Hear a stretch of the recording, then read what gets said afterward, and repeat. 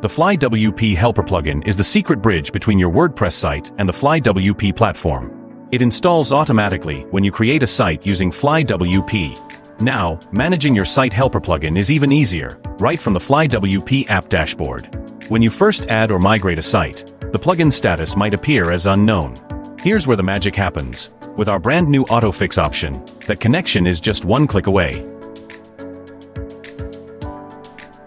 For example, if the helper plugin is deleted or deactivated, features like Magic Login and the Update Manager won't work properly.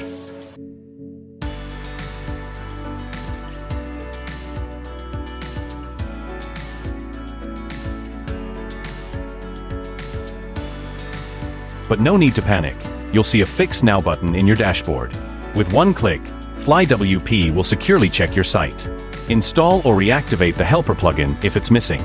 Instantly update your dashboard to show the plugin as active. And that's it, no extra steps, no manual logins.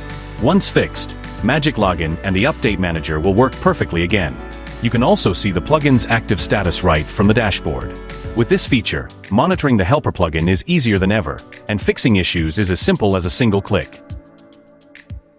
For more help or details, check out the FlyWP documentation for an instant guide.